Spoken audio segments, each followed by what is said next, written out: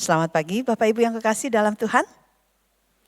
Selamat Hari Paskah, selamat mengenang kembali apa yang Kristus kerjakan untuk mendapatkan kita sebagai anggota keluarganya kembali. Tema yang diberikan kepada kita untuk kita renungkan adalah Dia menebus yang masih berdosa. Terambil dari Roma 5 ayat 8, Efesus 2 ayat 4 dan 5, Yesaya 53 ayat 4 hingga 6. Akan tetapi Allah menunjukkan kasih-Nya kepada kita oleh karena Kristus telah mati untuk kita ketika kita masih berdosa. Tetapi Allah yang kaya dengan rahmat, oleh karena kasih-Nya yang besar yang dilimpahkannya kepada kita, telah menghidupkan kita bersama-sama dengan Kristus, sekalipun kita telah mati oleh kesalahan-kesalahan kita. Oleh kasih karunia, kamu diselamatkan.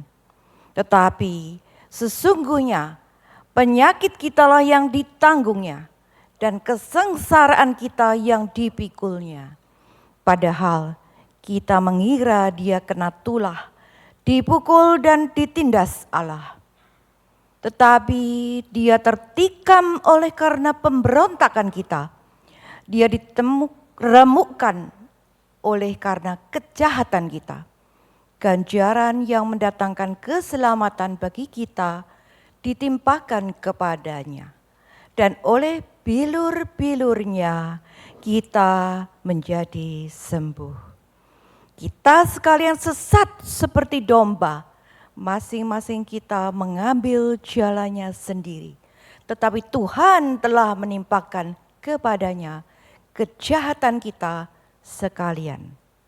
Amin. Sebuah statement dari tema ini mengingatkan kepada kita pekerjaan penebusan Kristus, kasih-Nya masih terus dinyatakan, dan apa yang Dia kerjakan bukan menunggu engkau dan aku sempurna, tetapi Dia mengerjakan apa yang menjadi kebutuhan kita yang tidak mungkin dipenuhi oleh siapapun ketika kita masih seorang pemberontak. Dikisahkan tentang seorang pemuda yang hidup di sebuah kota kecil di Eropa pasca Perang Dunia. Dia adalah seseorang yang tinggal di sebuah kota di mana ada seorang hakim yang sangat kaku yang memimpin pengadilan di sana. Nah, suatu hari pemuda ini tertangkap oleh karena dia mencuri roti dan obat-obatan. Dan saat dia berdiri di ruang sidang, semua orang yang ada di sana melihat dengan jelas wajah laki-laki ini penuh dengan kotoran, pakaiannya compang-camping, matanya penuh kebencian. Dia tidak menyesal, dia justru menunjukkan tingkah lakunya yang kasar dengan meludah ke lantai ruang sidang. Semua orang yang hadir menahan nafas. Mereka ingin mengetahui apa yang akan menjadi reaksi dari sang hakim ini. Mungkin dia akan menjatuhkan hukuman yang berat.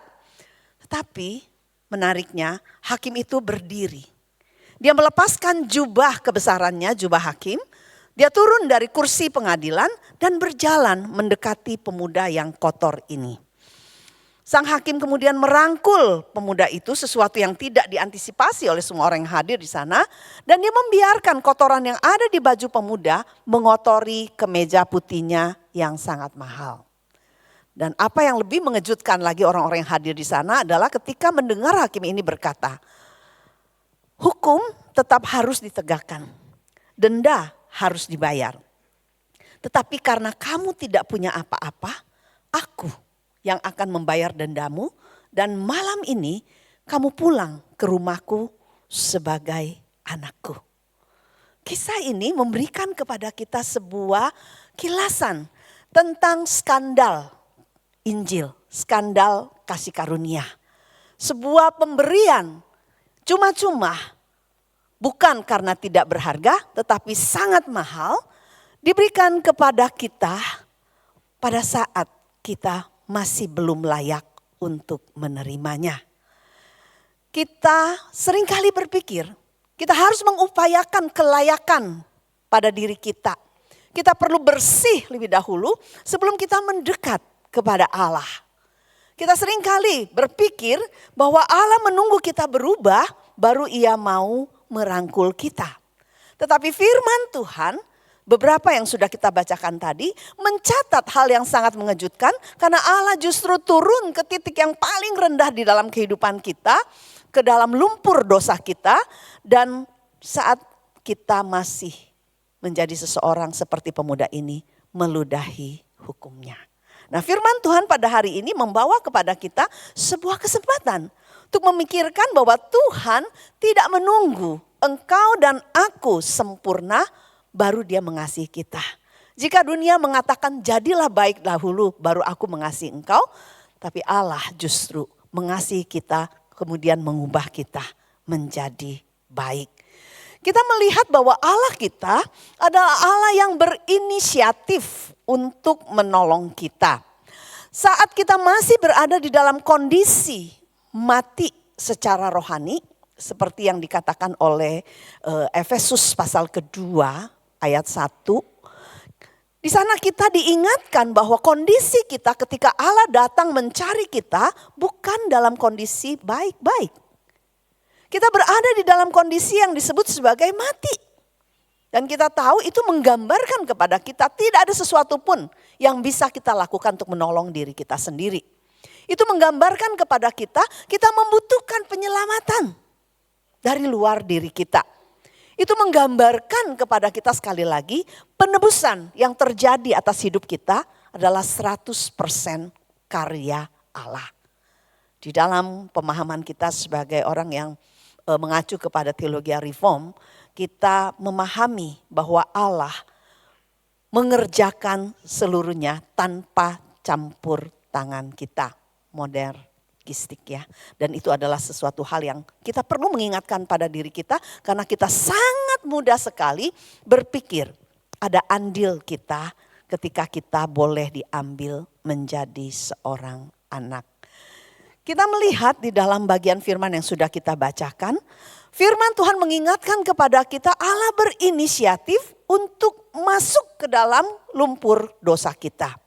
Dan Alkitab ini mengingatkan kepada kita di dalam belas kasihannya, di dalam kasih karunia-Nya yang diberikan kepada kita yang sebenarnya tidak layak ini, Dia menunjukkan kepada kita mengalami penyelamatan dan itu menjadi sebuah titik balik terbesar di dalam sejarah kita.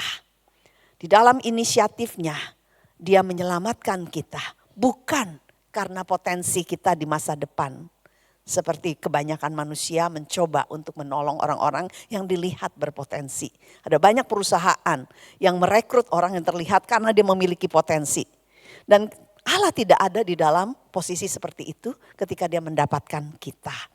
Kita melihat karena kasih-Nya, karena kemurahannya, karena karakternya Dia menjangkau kita di titik seperti itu. Dan kita bisa melihat kasih-Nya mendahului semua hal yang engkau dan aku lakukan saat ini untuk menghampiri Dia. Di dalam rahmat-Nya, di dalam belas kasihan-Nya, demikian Efesus 2 mengatakan, kasih-Nya yang besar ini dilimpahkan kepada kita dan menghidupkan kita bersama-sama dengan Kristus yang bangkit. Sekalipun kita telah mati oleh kesalahan-kesalahan kita. Tetapi kasih karunia Allah menyelamatkan kita. Dia yang memegang keselamatan bagi kita. Dan itu bukan dimulai karena tekad dan keinginan kita. Tapi dimulai dari hati Allah yang penuh kasih. Kita melihat kapan Allah melakukannya bagi kita. Roma pasal ke-5 ayat ke-8 mengingatkan kepada kita dengan jelas. Akan tetapi Allah menunjukkan kasih-Nya kepada engkau dan aku oleh karena Kristus telah mati untuk kita ketika kita masih berdosa. Dia meletakkan sebuah perspektif yang jelas sekali tentang bagaimana Allah menunjukkan kasih-Nya kepada kita. Bukan hanya pada masa lampau. Dia menunjukkan kepada kita bahwa kasih Allah bukan hanya sebuah peristiwa sejarah yang kita peringati pada hari ini ataupun dari Jumat Agung. Yang kita peringati tentang bagaimana Kristus menanggung cawan murka Allah untuk menunjukkan kasih-Nya bagi setiap kita. Bahwa Kristus mengalami pergumulan yang sedemikian dahsyat dan mengerikan sampai peluhnya seperti tetes-tetes darah yang menunjukkan sebuah tekanan yang sangat hebat yang kita peringati pada Kamis malam, Kamis putih. Yang berbicara kepada kita ada sesuatu yang sangat mengerikan yang harus ditanggungnya untuk menggantikan kita. Yaitu ketika dia harus mengalami Allah Bapa memalingkan wajahnya dari dia. Karena mata Allah terlalu kudus untuk melihat dosa. Sebuah perpisahan yang tidak pernah dan tak akan pernah terulang lagi juga antara Allah Anak dengan Allah Bapa. Kita melihat di sana bahwa Paulus menggunakan sebuah kata di mana kasih ini bukan hanya dinyatakan pada masa lalu tapi terus dinyatakan saat ini dan seterusnya. Dia menggambarkan kepada kita, itu diberikan kepada kita ketika kita masih berdosa. Setelah kita percaya kepada Tuhan, kita seringkali tergoda oleh karena situasi yang kita alami, kita jatuh dan bangun di dalam sebuah dosa. Dan itu seringkali menggoyahkan kita untuk mempercayai Allah mengasihi kita bukan karena sesuatu yang baik dalam diri kita. Itu seringkali membuat kita mempertanyakan apakah Allah masih tetap mengasihi kita kalau kita jatuh dan bangun. Paulus memberikan sebuah penekanan yang sangat menarik ketika dia mengatakan ketika kita masih berdosa. Dia menggunakan sebuah konstruksi di dalam kata-katanya itu untuk menekankan kondisi engkau dan aku yang sesungguhnya. Sebagai subjek yang ditebus. Dia mengatakan kepada kita as if seperti ini. Ketika kita ditebus, itu bukan saat kita sedang berusaha menjadi pulih. Bukan saat kita mulai bertobat. Tetapi pada saat kita masih menjadi seorang pendosa dan pemberontak aktif. Yang artinya masih terus melakukan, yang masih terus melakukan. Dan kita melihat dia mati untuk kita. Dia menjadi korban pengganti untuk menanggung hukuman itu bagi kita. Dia aktif memilih posisi sebagai pengganti. Dia tidak hanya mati demi menjadi sebuah inspirasi bagi engkau dan aku. Tetapi dia berdiri di bawah murka Allah. Semua murka, semua hukuman yang seharusnya ditimpakan kepada kita itu ditanggung di atas bahunya. Sehingga kita sangat memahami tentang bagaimana kita meyakini bahwa keselamatan kita adalah semata-mata karena anugerah. Sola gratia. Kita meyakini bahwa itu adalah pekerjaan Allah sepenuhnya. Tanpa campur tangan kita. Sehingga Johannes Calvin pernah mengatakan demikian bahwa Allah tidak melihat sesuatu yang layak dicintai di dalam diri kita. Tetapi kasih-Nya lah yang membuat kita menjadi layak dicintai. Saya tidak tahu apa yang saudara rasakan ketika memikirkan tentang kebenaran statement Johannes Calvin ini bagi kita.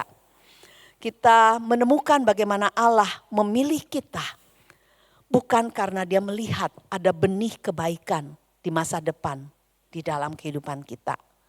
Tetapi murni di dalam kedaulatan kasih-Nya dia menjadikan kita orang yang terpilih. Tidak ada sesuatu yang menjadi alasan di dalam diri kita.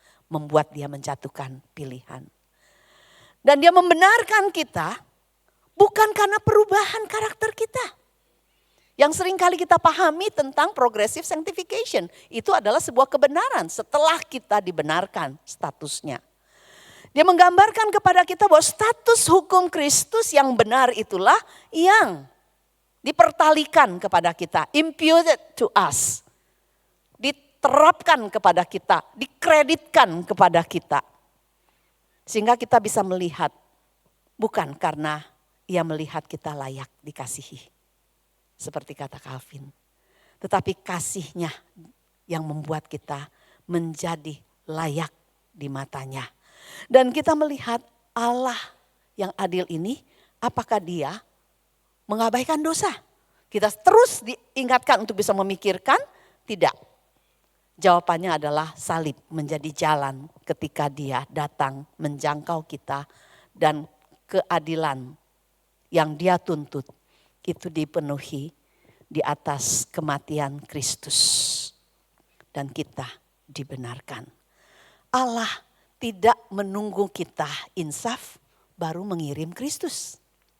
Kasihnya adalah kasih yang terus berlangsung. Bukan hanya pada satu titik sejarah pada masa lampau. Dan kasih ini yang seringkali kita tidak bisa serap di dalam keyakinan kita. Kita mungkin mengakui di dalam pengakuan iman kita. Kita punya profes teologi mengatakan bahwa dia kasih kepada kita. Kita mengucapkan dengan lancar Yohanes 3 ayat 16 yang terus mungkin kita hafalkan sejak kita masih di sekolah minggu. Tetapi ada banyak kenyataan di mana orang-orang Kristen meragukan kasih Allah di dalam praktek hidup sehari-hari. Ketika terbentur dengan sebuah kebiasaan, ketika terbentur dengan sebuah kelemahan, ketika terbentur dengan kejatuhan kepada dosa yang sama lagi dan lagi. Di dalam perjalanan saya sebagai satu pribadi, saya melewati fase itu. Saya tahu Allah mengasihi saya. Di dalam pengakuan iman saya mengamini. Tetapi di dalam hati saya, di dalam pengalaman sehari-hari, saya justru berpikir sebaliknya. Saya tumbuh di dalam sebuah keluarga, berkeluarga besar, kayak itu ya, anak beradik yang banyak. Sehingga kasih orang tua itu diperebutkan sebagai komoditas terbatas. Mengapa? Satu ayah, satu ibu harus mengasihi 13 anak. Beda dengan keluarga sekarang yang anaknya cuma 1, 2, atau mungkin 3 paling banyak gitu ya. Sehingga kasih itu terasa sangat kecil porsinya, painya bagi setiap anak. Dan selalu di dalam keluarga kita tahu ada kecenderungan orang tua itu favorit terhadap anak tertentu. Dan pemilihan kasih itu seringkali ditentukan oleh sesuatu yang kita mungkin gak berpikir logik. Tetapi dari orang yang menerima kasih itu ada sebuah pemikiran yang seperti saya miliki. Saya termasuk yang difavoritin ayah. Sehingga saya mendapatkan privilege yang tidak diterima oleh adik-beradik yang lain. Dan saya mengetahui apa yang menyenangkan hati ayah saya dan saya ingin memberikan kesenangan itu kepada dia sebagai sebuah respon kasih. Dia bangga kalau saya boleh mencapai hasil yang terbaik di dalam studi saya. Dan itu menjadi kesenangan dia ketika dia melihat rapot saya untuk ditunjukkan kepada adik-adiknya ketika datang mengunjungi dia.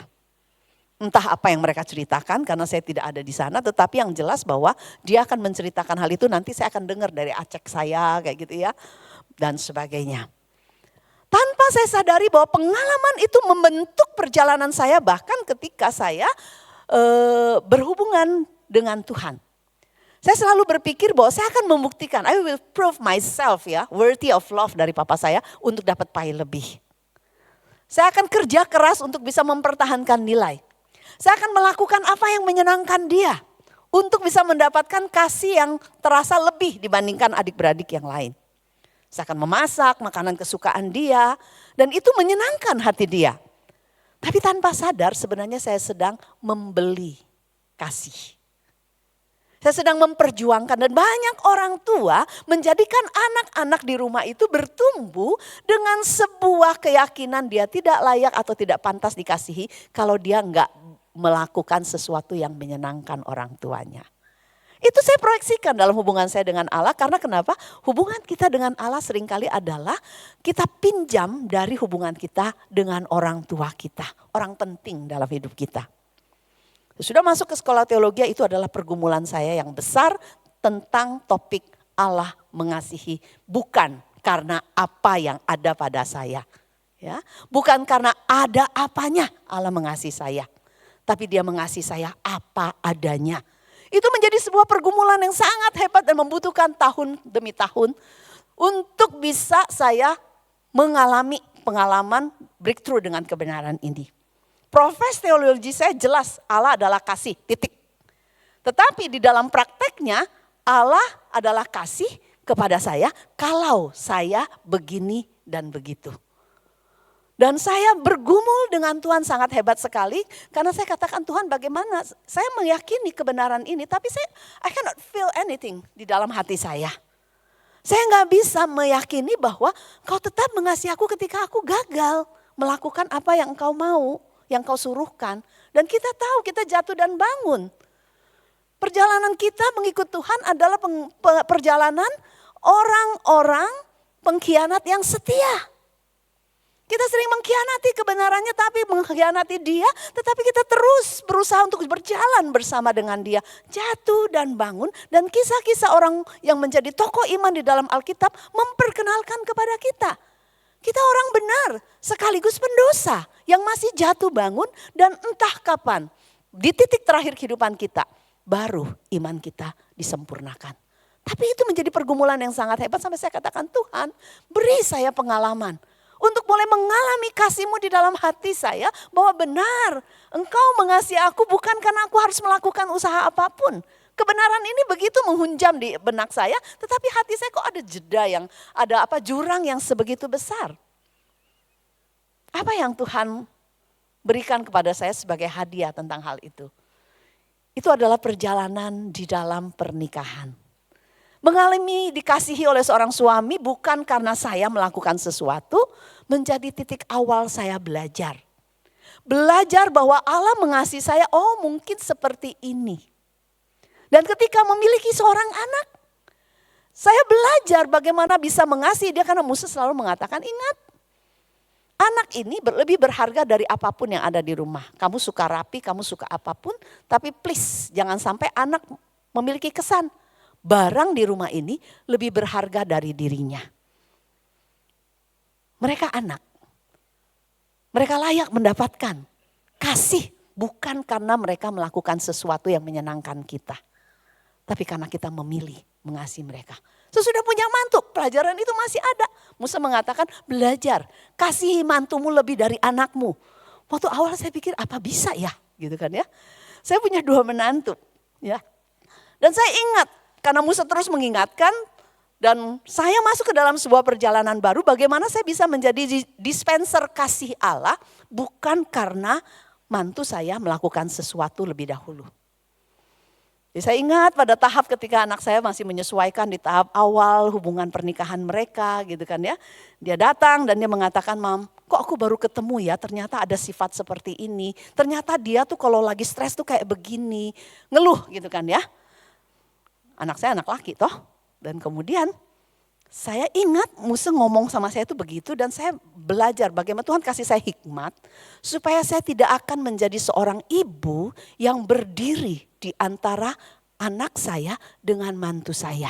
Karena one fleshness union itu menolak keluar siapapun untuk berada di antara persekutuan eksklusif seorang laki-laki dan wanita yang menikah. Jadi saya ingat sekali di dalam hati yang juga terasa ya aduh kasihan juga gitu kan ya terhadap anak gitu kan ya. Tapi Tuhan kasih saya hikmat satu kali dia mengingatkan kepada saya jelas sekali saya katakan kepada anak saya begini. Nah kamu sekarang sudah menikah. Kamu tahu kan pernikahan Kristiani artinya apa? Saya katakan Tuhan ingin kamu bisa bersatu sama istri kamu. Tapi Ma kadang-kadang dia tuh hard to love Ma. Dia gak lovable Ma. Yes I know, saya katakan, saya pernah lewatin fase kayak gitu juga, saya bilang gitu. Tapi satu hal yang saya ingin kamu tahu, dia sekarang anak mama. Ya, dia anak mama, bukan karena mama melahirkan dia. Tapi karena dia dikandung di dalam doa mama, saya bilang begitu. Please treat her like your sister. Adik-beradik itu gak selalu oke dalam hubungannya saya katakan. Tapi lakukan. Seperti itu, bahwa apapun yang terjadi kamu akan melihat dia adik saya bilang begitu. Dia anak mama, mama belum kenal dia, masih butuh waktu karena dia tumbuh di keluarga yang lain. Dan mama masih terus belajar meminta kepada Tuhan untuk mengasihi dia, sorry loh ya, bahkan lebih dari kamu dikasihi mama. Dia kaget gitu kan ya. Saya katakan di dalam penyesuaian ini selalu lihat bagaimana Tuhan mengasihi kita. Bukan setelah kita baik saya katakan, tapi kasihi dia. Bukan karena dia layak, tapi kasihi dia. Supaya dia menjadi orang yang layak dikasihi. Saudara, itu adalah perjalanan. 6 tahun sudah berlalu dan saya melihat bagaimana improve dalam perjalanan mereka. Dan anak saya gak pernah lagi bawa yang kayak gituan ngomong sama saya. Karena kenapa? Dia tahu saya akan mengatakan love her. Seperti kamu mengasihi adik kamu. Perlakukan dia dengan tenderness saya katakan. Karena Tuhan do the same for us. Katakan demikian. Dan kita melihat itulah yang Kristus tunjukkan kepada kita. Dan Tuhan ingin menjadi inspirasi di dalam kehidupan kita. Di dalam setiap pengampunan ada harga yang harus dibayar. Dan Kristus meletakkan dirinya sebagai pengganti dari setiap kita. Ketika ada milik kita yang dirusakkan oleh orang lain, kita memiliki 2 pilihan. Kita menuntut dia untuk mengganti atau kita menerima konsekuensinya tanpa menuntut, kita yang membayar harga kerugian itu. Dan itu yang Kristus kerjakan. Dia menggantikan engkau dan aku dan di salib terjadi sebuah pertukaran ajaib. Di mana dosa kita diberikan kepada Kristus dan kebenaran Kristus diberikan kepada kita. Di salib keadilan Allah dipuaskan. Allah tidak mengabaikan dosa. Dan seluruh dosa dengan segala konsekuensinya dan hukumannya diserap oleh Allah. Diserap oleh Kristus anaknya yang tunggal ini. Dan inilah Injil yang memerdekakan setiap kita yang seringkali bekerja, berusaha untuk layak mendapatkan kasih Allah. Kita berbicara tentang imputasi dosa. Kita berbicara tentang seluruh catatan kriminal kita ditimpakan kepada Kristus. Dan dia menjadi pribadi yang menerima hukuman agar kita dibenarkan. Sehingga kita menemukan keadilan Allah dipuaskan dan kasih-Nya kepada kita dinyatakan. Seorang R.C. Sproul mengatakan satu hal yang menarik. Dia katakan di salib Yesus diperlakukan seolah-olah ia melakukan semua dosa kita. Agar kita diperlakukan seolah-olah kita melakukan semua kebenarannya. Ada double imputation. Di mana dosa kita ditimpakan kepada Yesus dan kebenaran Kristus diberikan kepada kita. Sehingga Allah tidak lagi melihat kita sebagai pendosa dan musuh. Tapi dia melihat kita adalah anak-anak kekasih. Orang benar. Orang yang dikuduskan oleh darah Kristus. Dan itu bukan hanya di titik di mana kita bertobat. Tetapi sejak saat itu di mata Allah, kau dan aku adalah anak-anak kekasihnya. Terlepas dari perjalanan kita yang jatuh bangun dan masih terus melakukan pelanggaran. Ada satu hal yang menarik ketika kita mendengar apa yang dikatakan di dalam cerita seorang Martin Luther. Berbagai tradisi lisan itu menceritakan bahwa suatu malam Luther itu didatangi oleh iblis yang membawa sebuah gulungan besar. Dan di dalam gulungan itu berisi daftar semua dosa yang dia lakukan. Kegagalannya, bahkan pikiran kotor sejak dia masih sangat muda. Dan iblis mulai membacakan satu demi satu. Dan ini menjadi sebuah konfrontasi dan dakwaan yang akurat terhadap apa yang dilakukan oleh Luther. Bahkan sampai yang ada di pintu-pintu tertutup dan apa yang ada di dalam pikirannya. Nah, Luther yang dikenal sebagai orang yang memiliki nurani yang peka. Dia tidak membantah satupun dari tuduhan itu. Dia mengaku bahwa semua itu benar. Bahkan ada banyak dosa dia katakan yang kamu lupakan di dalam daftar itu. Iblis menghampiri dia untuk bisa mematikan harapan di dalam diri dia. Karena ingin sekali Luther jatuh ke dalam keputusasaan. Seperti banyak dialami oleh orang Kristen yang bergumul dengan dakwaan ini. Logikanya sederhana. Bagaimana mungkin Allah yang Maha Kudus bisa menerima orang sepertimu? Kamu gak layak. Kamu adalah musuh Allah. Dan kita bisa melihat jawaban Luther mungkin bisa menjadi inspirasi bagi kita tentang apa yang dikerjakan oleh Kristus untuk bisa menolong kita keluar dari hal ini. Jadi dia tidak membela dirinya dan dia dengan menceritakan semua perbuatan baik yang dia lakukan, doa, puasa dan semua tugas memimpin sakramen dan sebagainya. Dia justru ya menyerang balik apa yang dituduhkan oleh si iblis ini dengan teologi salib. Dia katakan benar daftar itu akurat. Namun ambillah tinta merah, dia katakan, tuliskan di atas seluruh daftar dosa ini. Darah Yesus Kristus, anaknya, telah menyucikan saya, menyucikan kita dari segala dosa. Kita bersama-sama meyakini satu hal, keyakinan kita bukan pada perasaan kita, tetapi pada darah Kristus yang telah menutupi kita dari seluruh dosa dan pelanggaran kita. Kita tidak perlu melakukan sebuah upaya untuk layak diterima Allah karena dia menerima kita ketika kita masih seorang pendosa. Dan Kristus telah membayar semuanya bagi kita. Apa yang Kristus telah lakukan adalah sesuatu yang saudara dan saya terima secara cuma-cuma, bukan karena murahan, tetapi karena harga yang telah dibayar olehnya. Injil yang sama ini diberikan kepada setiap kita dan dua orang yang saya tampilkan di sini. Ian adalah seorang CEO yang broken. Dia adalah seorang yang sangat berkesan di dalam kehidupannya, di dalam kesuksesan karir. Dia adalah pendana besar di dalam gereja. Tetapi di balik pintu-pintu tertutup dia bergumul dengan dosa pornografi dan letakkan amarah. Yang selalu menuduh dia setiap kali dia pergi ke gereja. Dan dia merasa dia tidak layak untuk boleh menjadi orang yang melakukan apa yang dikagumi oleh gerejanya. Dan dia bergumul dari waktu ke waktu untuk membersihkan dirinya dengan merasa bahwa dirinya mungkin bisa menjadi lebih pantas jika dia bisa menjadi lebih baik. Tetapi dia selalu gagal. Dan itu menjadi sebuah beban tersendiri baginya. Sedangkan Jack Miller adalah seorang profesor teologi. Jadi ini adalah dua orang di dalam satu kutub hidup yang sangat berbeda. Dia adalah seorang pendeta yang sangat dihormati. Tapi ada titik tertentu di dalam kehidupannya dia merasa mati secara rohani. Dia merasa khotbah-khotbahnya itu hambar.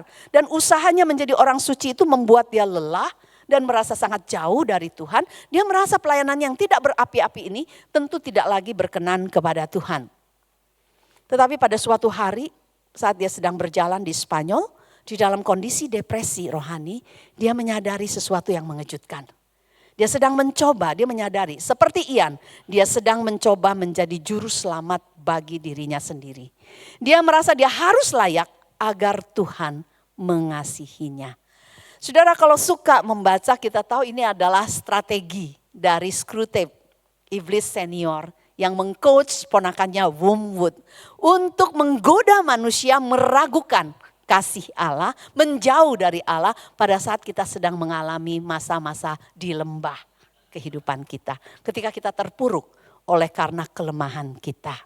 Tetapi kita bersyukur kepada Tuhan bahwa masa-masa lembah yang seringkali dipakai oleh si jahat untuk menjauhkan kita daripada Tuhan justru menjadi sebuah masa di mana ketika kita tetap datang dan melemparkan diri kita ke dalam pelukan Allah menjadi masa di mana kita diteguhkan untuk kita boleh melihat Dia menebus kita ketika kita masih seorang pendosa. Kalaupun saat ini kita jatuh dan bangun, Dia tidak pernah membuang kita. Karena apa? Karena Calvin mengatakan kepada kita bukan karena Ia melihat kita layak untuk dikasihi, maka Ia mengasihi kita. Tetapi karena Ia mengasihi kita, Ia membuat kita menjadi layak dikasihi. Biarlah kebenaran firman ini menguatkan setiap kita untuk mempercayai di dalam jatuh bangun sebagai seorang anak Tuhan. Injil kasih karunia itu masih terus diberikan kepada kita. Itu tidak pernah berubah. Betapapun dalamnya kejatuhan kita, datanglah kepada Tuhan. Mintakan kepada Dia keberanian untuk mempercayai. Di dalam dosa yang kita masih bergumul untuk bisa keluar daripadanya. Dia masih terus menyelamatkan kita. Ulurkan kasih karunia ini kepada keluarga kita. Apapun yang sedang terjadi di tengah kehidupan kita, biarlah mata kita, telinga kita, hati kita, mulut kita, tangan kita dilumasi oleh kasih karunia Allah yang bukan hanya membebaskan orang-orang yang kita kasihi dari rasa bersalah, tetapi juga memulihkan mereka untuk melanjutkan hidup di dalam kasih Tuhan.